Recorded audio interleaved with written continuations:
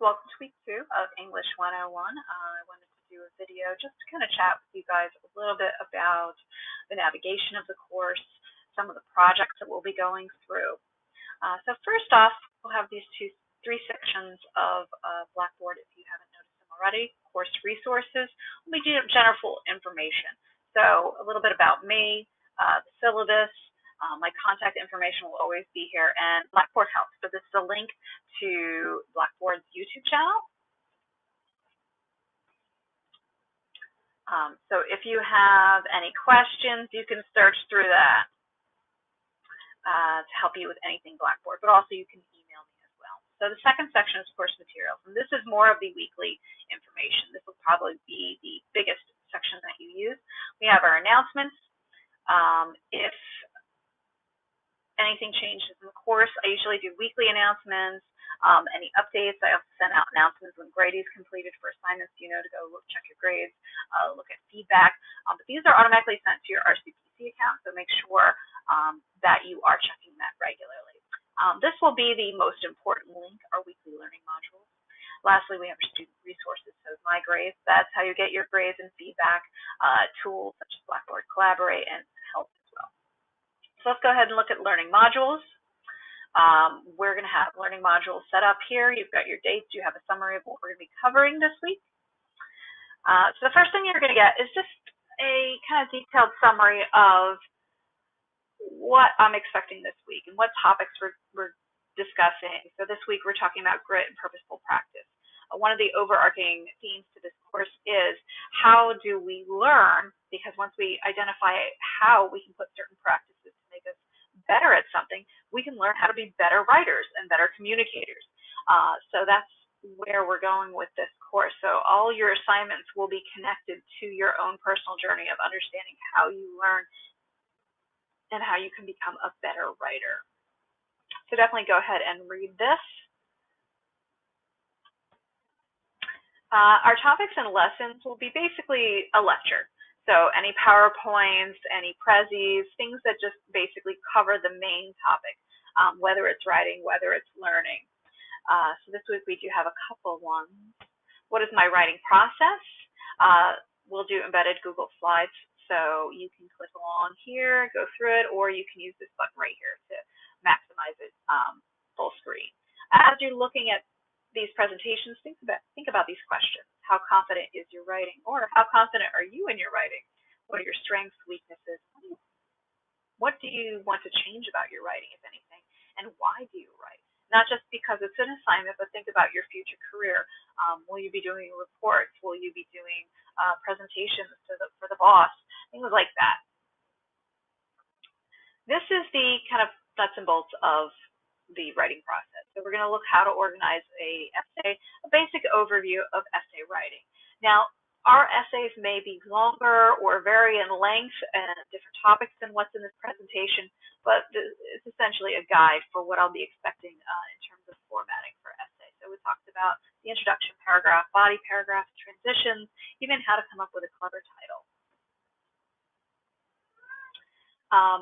So this is one of our discussion points that we're going to make this week, and you can include this in the discussion board if you'd like to.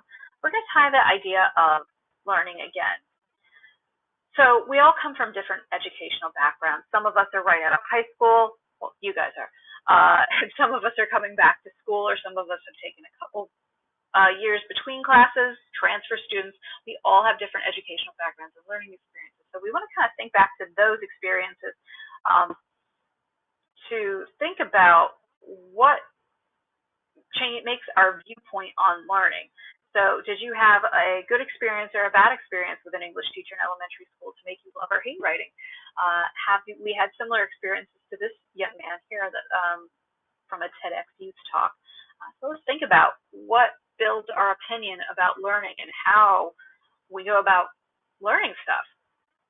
All right, so textbook supplemental readings, podcast videos. I like to mix it up a little bit. I don't just use the textbook, though we will be using it. You pay good money for it. But I do understand some of you have not gotten it yet. I definitely want to see you guys getting it in the next week. I'm going to take a break off from the textbook because of that, and also because I like podcasts. So these are two Freakonomic podcasts about grit and deliberate practice. These are two ways to sort of build and improve on skills.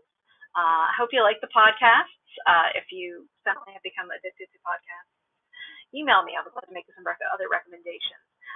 These are links directly to the Freakonomics website, so you can just stream them straight from this website. Or if you do podcasts on your own, they're in iTunes. You can easily find them through other podcast apps like Stitcher as well. All right, so activities. So this is our folder that will basically be our graded items. Now this due date list will pop up every single week, but I will not make you do all of this every single week. I know I like reminders, so just in case, it's going to be there for you every single week. For our discussion board, we're going to talk about the grit scale. So we've learned about Angela Duckworth in our podcast. We're going to learn about grit in the podcast. And so what you're going to do is she's developed this scale. How gritty are you?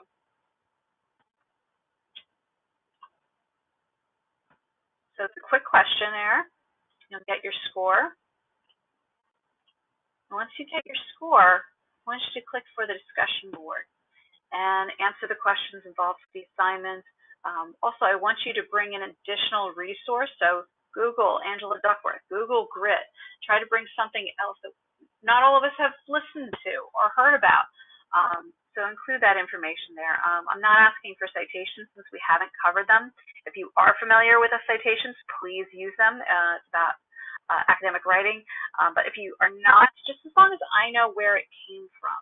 So you can use the author, you can use the title, maybe just give the link at the end of the post.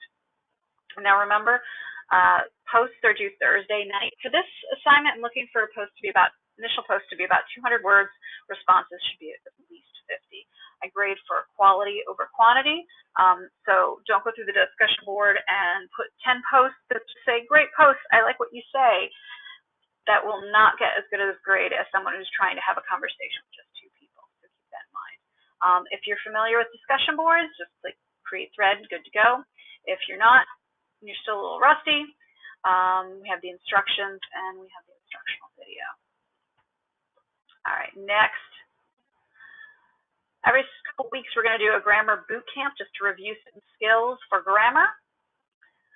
And what we're going to do is you're going to go to a great website called Chomp Chomp, and we're going to look at comma splices and fused sentences. There we go. If you're not familiar with comma splices and fused sentences, they give you all the information. If you're not sure still, these great links will give you a little bit more information. Then you click here and you'll start a quiz. Keep record of your score. If you have an answer wrong, they'll explain why, which is why this website's a little cheesy, but it's very informative. But keep your score because I want to give you credit where credit is due. So what you're going to do is open up the link for the quiz and basically write a couple sentences about your experience. You know, did you do better than you thought you would do? Were you confused? Were there a couple things you weren't familiar with or forgot about from learning grammar before? But I also want you to email me, I have my email address right there, a screenshot of your final score. So just directly email that so I can give you credit. Make sure that your full name is in the email along with the score. If you're not sure how to do a screenshot, here's for a PC and here's for a Mac. All right. This week we're going to be reviewing our final project and our first essay. I know, it's only September. Why the final project? Well, our final project is going to basically connect to everything you're going to be writing in this class. All three essays will connect to it. So I want to give you an idea of what we're looking for. So your essays and your final project will be about you learning how to do a writing project. And you can do a lot of different things. If you always wanted to write a screenplay, let's do it. If you like comics and graphic novels, let's write one. If you're artistic, let's write a graphic novel. So you're going to choose some sort of genre or medium of writing, and you're going to do it. And throughout the way, we'll have checkpoints, and we'll talk about it on discussion boards, or you and I will have conversations through journals or meetings. But we're going to work up to that. So the three essays will help you build your knowledge of this medium and this genre into the final project. It's not due till December, to the last week of class, but I definitely want you to review and get some idea of where you want to go with it. All right, but more recently, on the 17th, our first essay will be due. And this is just reflecting really about our own writing experiences and how we can approach writing differently. I've included an essay by Elbow about responding to student writing, where he talks about being a different type of writer, or what type of writer are you. So I've given some questions that you can use to help build your content. You do not have to use all of these questions because they may be hard to organize and transition. This isn't like question answer, this is essay building. So you can use them to help build your essay, but if you can connect them and that's easier for you, go for it. This is a 1,000-word essay. That's the standard for the class. That's what we'll be looking for. Summaries, quotes, paraphrases from the Elbow article. Once again, not looking for citations. We haven't covered them. If you know them, use them. But just make sure I know where this information is coming from. We're looking for a thesis, organization. We'll go over some thesis statements next week. Evidence, just don't tell me how you feel. Tell me why you feel that way.